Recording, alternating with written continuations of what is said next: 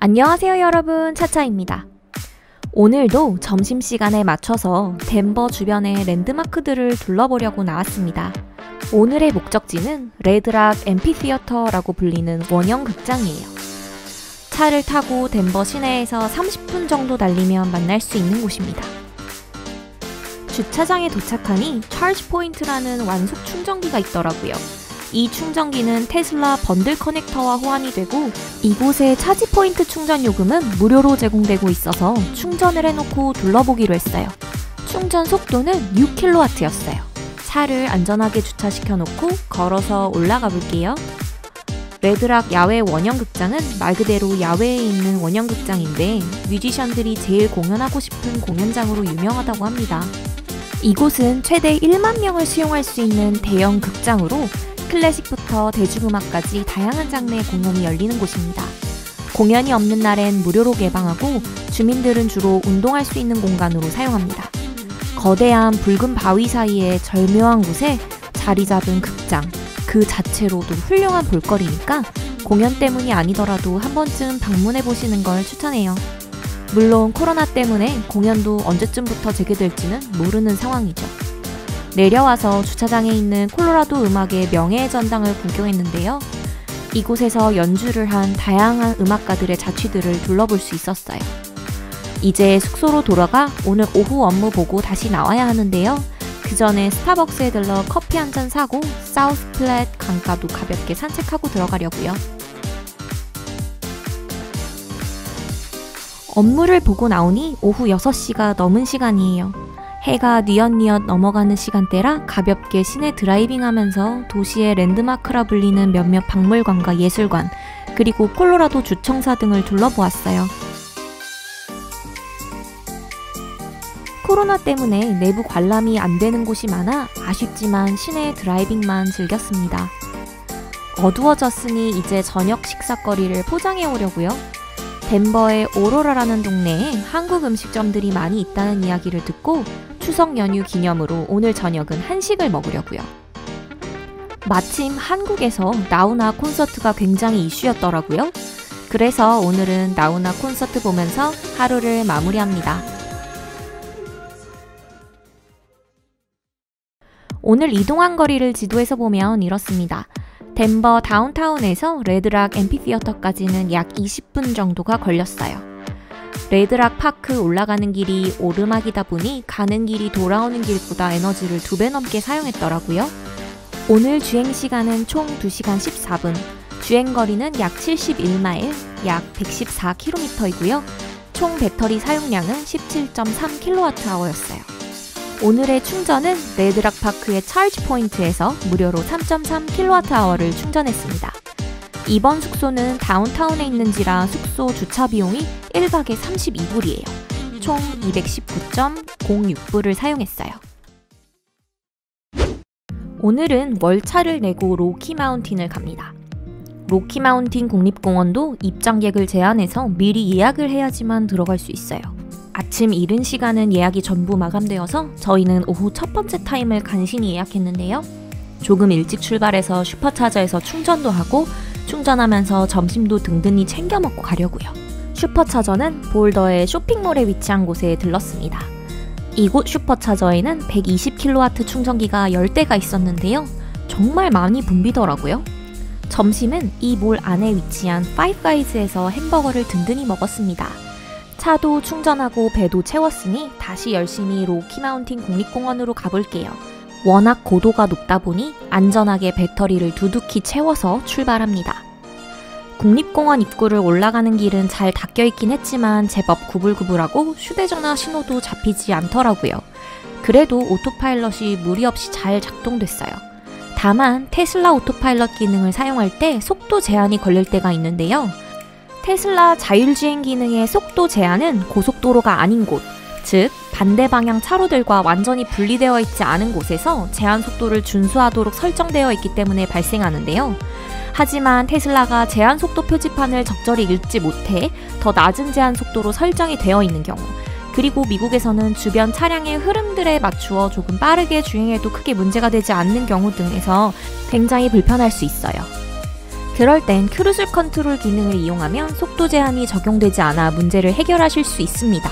만약 제한 속도보다 높은 속도로 오토파일럿 기능을 유지하고 싶으시다면 기능을 실행하는 중에 악셀을 밟아서 속도를 높여주면 오토파일럿 기능은 유지되고 제한된 속도보다 더 빠르게 주행하실 수 있습니다. 다만 악셀을 밟는 동안은 오토파일럿의 브레이크 기능이 작동하지 않는다고 경고가 주어지니 안전하게 주의를 기울여 사용하셔야 할 것 같아요. 열심히 달려 로키 마운틴 국립공원에 도착했는데요. 인터넷으로 예약한 바우처를 휴대폰 화면에 띄워 보여주시면 입장이 가능합니다. 예약을 하지 않아 중간에 돌아가는 차량들도 많이 보였어요. 부득이하게 예약을 하지 못하셨다면 예약이 가능한 입장 시간대 이전 혹은 이후에 방문하시면 예약 없이 입장하실 수도 있다고 하니 참고해주세요. 로키 마운틴도 곳곳에 노랗게 물든 모습이 너무 예뻤습니다. 이곳에서 가장 유명한 볼거리는 베어 레이크인데요. 방문객 수에 비해 주차장이 협소한 편이라 가는 길에 파크 앤 라이드라고 해서 주차를 하고 셔틀버스를 타고 이동할 수 있도록 되어 있어요. 중간중간 베어 레이크 주차장이 꽉 찼다는 표시가 보이는데요. 저희는 일단 주차장까지 가보고 자리가 없으면 다시 돌아와 파크 앤 라이드에 주차를 하려고 일단 끝까지 들어가 보았습니다. 베어 레이크에서 갈 수 있는 트레일이 아주 길지는 않은 편이라 생각보다 금세 주차 자리들이 생겨서 이곳에 주차를 하고 호수를 구경할 수 있었습니다. 주차장에 내리자마자 보인 곳은 셔틀버스 정류장이었는데요. 주말 등 방문객이 많은 날에 방문하신다면 파크 앤 라이드에 주차하시고 셔틀버스를 이용하셔도 좋을 것 같아요.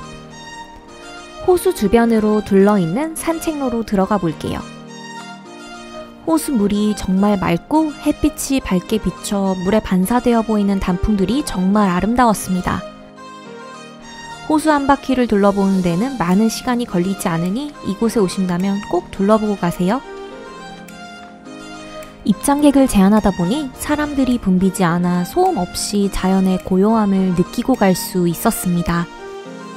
잔잔한 물소리에 바람에 흔들리는 나뭇잎 소리까지 너무 좋더라고요. 로키 마운틴에서 잊지 말아야 할 것은 바로 하이웨이 34번 코스를 드라이브하는 것인데요. 저희는 베어 레이크에서 하이웨이 34번으로 돌아가는 길에 스프라그 레이크에도 들러서 한 바퀴 둘러보고 가려고요. 이곳도 물이 정말 맑아서 안쪽에 물고기까지 전부 다 보이더라고요. 이곳은 베어 레이크처럼 주변이 산세로 둘러있진 않지만 멀리 보이는 단풍들과 어우러지니 가슴이 탁 트이는 상쾌한 느낌이 드는 호수였어요. 산책로는 잘 정돈되어 있고 유모차와 휠체어도 들어갈 수 있었습니다. 스프라그 호수를 둘러보고 나와 들어왔던 에스테스 입구 쪽으로 올라가는 길에 엘크 무리들을 만났는데요. 이렇게 큰 엘크는 처음 봤는데 정말 멋있더라고요. 하이웨이 34번을 따라 드라이브하는 목적지를 저희가 들어온 입구의 반대쪽에 위치한 알파인 비지터 센터로 설정해두고 출발했습니다. 처음에 시작한 곳으로 다시 돌아와야 해서 완전히 넘어가진 않고 중간에 배터리 잔량을 체크하면서 돌아 나올 예정이에요. 가파른 산길을 오르며 주변의 산새들과 단풍을 감상하니 정말 멋있었습니다. 다만 낮에는 하늘이 맑았는데 주변의 산불 때문인지 하늘이 탁해져서 너무 아쉬웠어요. 공기질이 나빠 아름다운 절경의 절반도 즐기지 못한 것 같아 아쉬움이 많았습니다. 이곳에서는 다람쥐 무리들도 만날 수 있었는데요. 사람들을 전혀 무서워하지 않더라고요. 손을 내미니 먹을 것이 있는 줄 알고 손 위로 올라타기도 하고요. 조금 더 올라가면 눈이 쌓인 산들을 볼 수 있다고 해서 부지런히 올라가 볼게요. 높은 곳까지 올라오니 산 자락 곳곳에 눈이 쌓여 있더라고요. 산들의 웅장함은 정말 멋졌지만 탁한 하늘과 공기가 너무너무 아쉬웠어요. 하늘이 맑았다면 감동이 더욱 컸었겠죠? 더 이상 올라가면 배터리가 걱정되니까 이만 돌아서 내려갑니다. 탁한 하늘이 근처의 산불 때문이라던데 내려오니 지는 해가 빨갛게 달아오른 걸 보니 이곳도 산불 피해를 많이 입고 있는 것 같아 마음이 무거웠어요. 이렇게 내려오는 길에도 코앞에서 멋있는 녀석을 또 만났습니다. 저희를 빤히 쳐다보는 것 같더라고요. 이제 덴버 시내 쪽 숙소로 돌아가는 길에 이곳에 오면서 들렀던 슈퍼차저로 돌아가 충전을 하고 저녁도 먹으려고요. 아까 아침에 들렀던 슈퍼차저인데 오전엔 정말 빈자리 찾기가 어려웠던 슈퍼차저가 한산했어요. 충전하면서 저녁 식사를 할 맛집들도 검색했습니다. 충전을 하다 보니 어느새 완전히 어두워졌는데요. 로키 마운틴의 고도가 꽤 높았던지라 굉장히 춥고 바람이 많이 불어서 따뜻한 음식 생각이 간절했어요. 그래서 오늘 저녁은 베트남 쌀국수로 정했습니다. 로키 마운틴에서 내려올 때만 해도 춥고 긴장도 돼서 배고프다고 생각 못했는데 충전하는 동안 긴장이 많이 풀렸는지 배가 많이 고파졌어요. 고기가 잔뜩 올라간 따뜻한 쌀국수, 얼마나 먹음직스러운지요.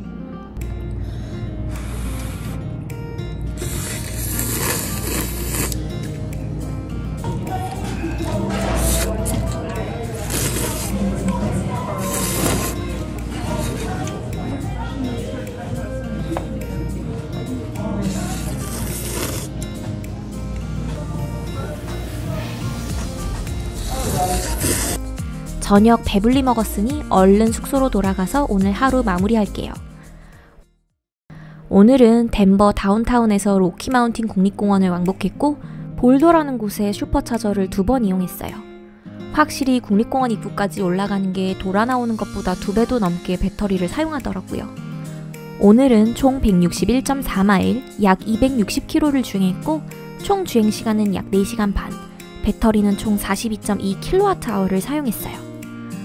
오늘의 충전 시간은 2번 합쳐 약 1시간 15분 소요됐고요. 오늘은 숙박비, 숙소 주차비, 그리고 점심과 저녁 식사 비용을 더해 총 226.74불을 사용했어요. 내일은 또 덴버를 출발해 캔자스주로 넘어갑니다. 오늘도 끝까지 시청해주셔서 감사합니다. 이번 영상 마음에 드셨다면 좋아요 눌러주시고 저희의 테슬라 로드트립 여행기를 받아보시려면 구독 버튼도 꼭 눌러주세요. 다음 영상에서 만나요. 안녕!